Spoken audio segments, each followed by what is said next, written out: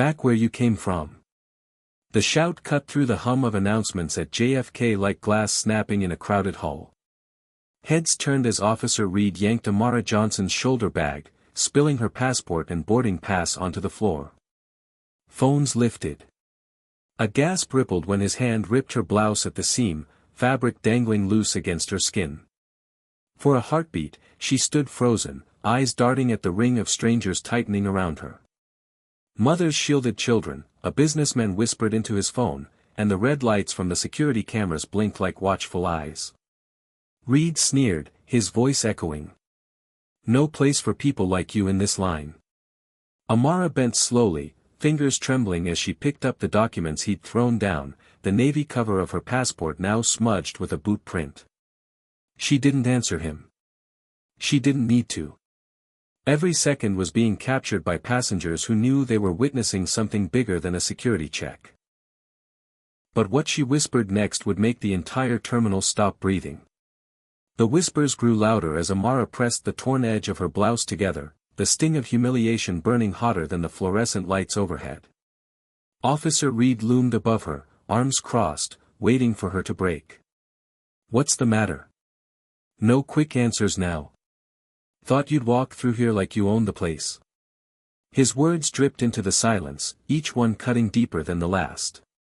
A man in line coughed nervously, then turned his head away as if watching would make him guilty too. Amara steadied her breath, her hands tightening around her passport. The small movement was enough, her knuckles whitened, but she didn't let go. A memory flashed, her foster mother's voice, years earlier in a dim training room. We don't start fights, Amara. We finish them when we have to. That voice carried her through the sting now, through the weight of eyes treating her like an intruder on her own soil. Reed bent closer, his breath heavy with coffee. You think flashing that ticket makes you equal? You people don't belong in these lines. The phrase hung in the air, sharp and deliberate. Phones recorded. A teenager whispered, he just said that out loud. But Amara stood tall, shoulders rolling back, her presence altering the space around her. The chatter dulled, as if the room itself shifted, waiting for what she would do next. Sir, step aside. The voice didn't come from her. Another officer had approached, hesitant, his hand half raised. Reed shot him a glare, silencing him instantly. That pause, that interruption, cracked the tension for just a moment, but it was enough for passengers to realize the imbalance, to feel the injustice crawl under their skin. Amara lifted her eyes, steady, unblinking. You've already crossed a line, she said, low but firm. Reed smirked, ready to pounce, but there was something in her tone that unsettled the crowd. And then, without warning, the terminal speakers crackled to life. Passenger Johnson, report to the secondary inspection desk immediately. Her name, magnified, carried across every gate. Gasps followed.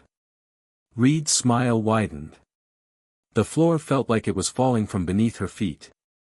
But Amara knew, the deeper they tried to bury her, the harder the truth would hit when it surfaced. The secondary inspection area was colder, stripped of noise except for the hum of cameras mounted high above. Officer Reed shoved the torn boarding pass across the counter, his lips curling. See this? Garbage. Just like the story you're trying to sell. He leaned in, expecting her to cower. Instead, Amara's hand twitched, barely visible, a small defiance her body betrayed. The air tightened. She remembered another night long ago, sirens outside her window, a rival gang shouting her family name with fear and rage. She had sworn never to let that bloodline define her. Yet here she was again, marked, cornered. Reed tapped the counter. Answer me, or I'll make sure you never fly out of this country again. Amara lifted her head. Her gaze locked on him. She didn't blink. She didn't flinch. The silence was so heavy the younger officer at the door shifted uncomfortably. Reed's smirk faltered, just for a breath. Then she spoke, each word sharp as glass. You touched me. You tore my clothes. And now, You will answer for it.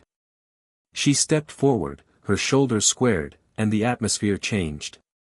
For the first time, Reed hesitated, his hand hovering over his radio but not pressing it. He felt it too, the weight of someone not meant to be cornered. Suddenly, from the crowd outside the glass partition, a phone slammed against the window. A passenger shouted, "We've got everything on video." More voices joined, angry, demanding, echoing through the sterile corridor. The space that had been Reed's arena now turned against him. And then the door opened. A woman in uniform strode in, her badge gleaming, Captain Elena Cruz, Chief of Airport Police. Her eyes flicked from Amara's torn shirt to Reed's rigid stance. She didn't need an explanation. "Step away from her," Cruz ordered, her voice carrying the authority of someone used to being obeyed. Reed tried to laugh, but it cracked. "Chief, she's nothing but trouble." But Cruz cut him off. "No. She's someone you just made the mistake of underestimating." What Amara said next would turn the entire power dynamic upside down. For a moment, no one moved. The room was a stage, and Reed was finally stripped of his lines. On the counter lay Amara's passport, its navy cover smeared with dirt, the emblem shining beneath the fluorescent light like a symbol no one could ignore. She picked it up slowly, holding it against her chest, and the silence that followed said more than any defense ever could. From behind the glass, passengers pressed closer, their phones still recording. No one spoke, but everyone knew the tide had turned. Reed's authority had dissolved, replaced by the weight of his own actions replaying in countless camera feeds. Amara inhaled, steady, and then let her words cut through the tension. "You think tearing my shirt stripped me of worth? You don't even know my name." She paused, letting the echo of her voice hang. Then, with a measured calm, she added, "Johnson. My father built empires from nothing. You humiliated his daughter." Reed's face drained of color. A ripple of shock moved through the crowd outside, a few gasped outright. The chief's jaw tightened, she understood the name carried shadows. Amara's bloodline was whispered about, never spoken in public. Yet here she stood, not claiming it as a weapon, but as a truth he could no longer erase. Cruz turned to Reed. "Hand over your badge. Now." Her tone carried finality. His hand shook as he unpinned the metal emblem, laying it on the desk like an offering. Amara didn't smile. She only turned, walking toward the exit doors. She left the room behind, but the weight of what had happened stayed etched in the air. The terminal had quieted when Amara stepped back into the crowd. The torn seam of her blouse still gaped, but she walked as though nothing could touch her. Passengers lowered their phones, watching in a hush that carried more power than applause. A child pointed, whispering to her mother, "She didn't cry." The mother nodded, eyes heavy with understanding. Amara didn't seek the spotlight. She paused only once, adjusting the strap of her bag, then continued down the concourse with even steps. Two truths lingered in the air, one, that she had been humiliated, two, that she had walked away unbroken. That contrast was enough to haunt every witness. Behind her, Chief Cruz addressed the gathering. "This will be investigated fully." But Amara didn't turn back. She had no need for vindication in that moment. The strength was not in revenge, but in restraint. Reed's absence was louder than his outbursts. Where he had stood moments earlier, there was only a vacant chair, a hollow reminder of arrogance collapsing in on itself. Amara's final words to herself were barely audible, yet those closest caught them. "They tried to strip me, but they only revealed who I've always been." And with that, she disappeared into the flow of travelers, an ordinary figure carrying an extraordinary truth. She didn't stay to watch the fallout. She didn't need to.